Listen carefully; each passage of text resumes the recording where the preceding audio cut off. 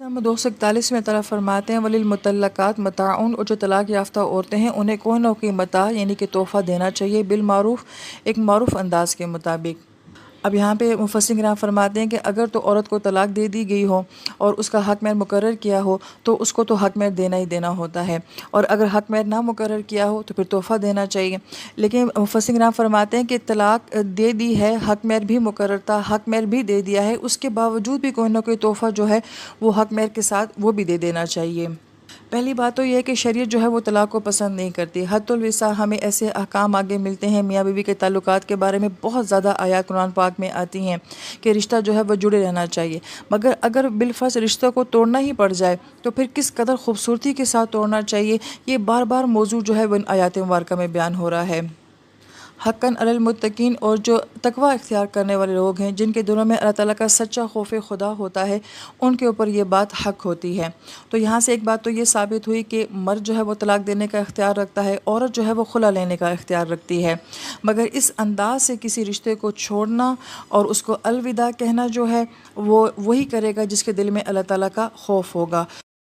سورہ بقرہ آیت نمبر 242، کذالک یبین اللہ لکم آیاتہ، اسی طریقے سے اللہ تعالیٰ تمہارے لیے آیات کو بیان کرتے ہیں۔ اب پیچھے جتنے بھی احکام بیان کیے گئے ہیں طلاق یافتہ عورتوں کے بارے میں، بیوہ عورتوں کے بارے میں، اس کے لیے اللہ پاک نے فرمایا کہ ہم نے اس کو یبین کیا ہے۔ یبین کا لفظ جو ہے یہ بانا یبین سے ہے۔ بانا کہا جاتا ہے ایک ایسا درخت جس کو آپ نیچے سے دیکھیں تو وہ اوپر تک آپ کو بہت لمبا، بہت اونچا نظر آتا جائے۔ کسی زمین کو آپ دیکھیں تو حد نگاہ تک، جہاں تک آپ کی نگاہ جاتی ہو وہ زمین آپ کو نظر آئے۔ کوئی بہت بڑا کنواں ہو تو اس کنویں کی جو منڈیر ہوتی ہے اس کے درمیان جو فاصلہ ہوتا ہے بڑا واضح فاصلہ ہو تو اس کو بھی جو ہے وہ بانا کے ساتھ تشبیہ دی جاتی ہے۔ تو کسی چیز کا بہت وسیع ہونا، بہت واضح ہونا، بہت کلیئر ہونا، اس کو جو ہے وہ بانا یبینو سے بیان کیا جاتا ہے۔ تو اللہ تعالیٰ اپنے احکام کو اتنا واضح، اتنا کلیئر کر کے، اتنی وسعت کے ساتھ بیان کرتے ہیں، کیوں؟ لکم، تمہارے لیے بیان کرتے ہیں، لعلکم تعقلون، تاکہ تم ان احکام کے اوپر غور کر سکو کہ اللہ نے یہ احکام کیوں دیے ہیں، اس کی کیا حکمت ہے، اس میں ہمارے لیے کیا فائدے ہیں۔ سورہ بقرہ کی آیت نمبر 243 سے اللہ تعالیٰ فرماتے الم ترا، کہ آپ نے نہیں دیکھا الی الذین، ان لوگوں کی طرف خرجوا جو نکلے تھے من دیارہم اپنے گھروں سے، وہم، اور وہ الوف، ہزاروں کی تعداد میں تھے، حذر الموت، موت کے ڈر سے۔ اب اس آیت مبارکہ کے بارے میں بعض مفسرین کرام فرماتے ہیں کہ یہ کوئی جماعت تھی جو کہ اپنے گھروں سے نکلی تھی اور اس کو کسی قسم کا کوئی خوف تھا، مگر وہ کون سی جماعت تھی، کس زمانے کی تھی اور ان کو کیا خوف تھا، یہ یہاں پہ بیان نہیں کیا گیا، لہٰذا قرآن تو اس کو بیان نہیں کرتا۔ البتہ عبداللہ بن عباس جو مفسرین رضی اللہ تعالیٰ عنہ اور کچھ اور لوگوں نے کچھ روایتیں بیان کی ہیں کہ یہ اسی دور کی کوئی قوم تھی جن کو یہ لوگ جانتے تھے، تبھی آیت میں آتا ہے کہ کیا آپ نے نہیں دیکھا، اس کا مطلب ہے کہ ان کے حالات سے کیا ان کے ساتھ ہوا یہ لوگ اچھے طریقے سے واقف تھے۔ اب یا تو یہ دشمن کے ڈر کے خوف سے اپنا گھر بار چھوڑ کے چلے گئے تھے، یا طاعون جیسی بیماری کے خوف سے جو ہے یہ اپنے گھر بار چھوڑ کے چلے گئے تھے کہ ہمیں یہاں پہ موت آ جائے گی۔ تو اس آیت مبارکہ کا کانسیپٹ جو ہے وہ یہ ہے کہ انسان بیماری سے نہیں مرتا، انسان جو ہے وہ جنگ سے نہیں مرتا، بلکہ انسان اللہ تعالیٰ کے حکم سے جو ہے وہ مرتا ہے۔ ورنہ بہت سارے لوگ جو ہیں وہ بیماری کے باوجود بھی زندہ رہ جاتے ہیں، جنگوں سے بھی جو ہے وہ غازی بن کر آ جاتے ہیں، اور بہت سارے لوگ ایسے ہوتے ہیں جو بیمار نہیں بھی ہوتے، جنگوں میں نہیں بھی جاتے، مگر موت انہیں بھی آ جاتی ہے۔ لہٰذا ہماری اصل سوچ، ہمارا عقیدہ جو ہے وہ مضبوط ہونا چاہیے کہ موت اللہ تعالیٰ کے حکم سے آتی ہے۔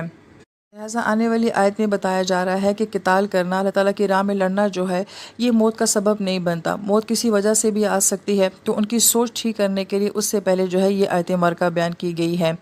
پھر آیت کہتی ہے وَقَالَ لَهُمُ اللَّهُ مُوتُوا، اللہ پاک نے ان سے کہا تھا کہ سب مر جاؤ، ثُمَّ أَحْيَاهُمْ، پھر اللہ پاک نے ان کو زندہ کر دیا۔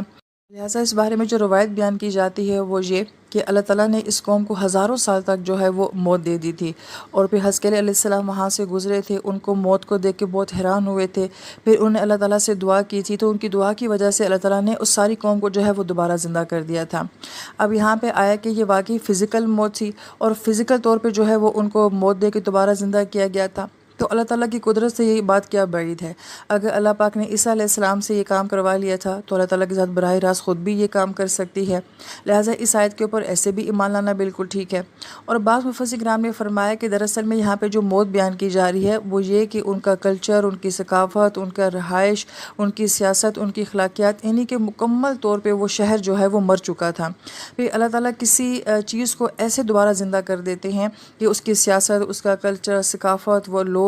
دوبارہ سے اللہ پاک ان کو ایک نئی جہت اور ایک نئے طرز سے زندہ کر دیتے ہیں۔ یہ بھی عین ممکن بات ہے کہ اتنی قومیں ایسی ہیں جن کے نام و نشان تک مٹ گئے تھے، پھر اللہ تعالیٰ نے جو ہے وہیں سے ایک اور قوم کو زندہ کر دیا، انہی کی نسلوں میں سے اللہ تعالیٰ نے جو ہے وہ کسی اور قوم کو عروج دے دیا۔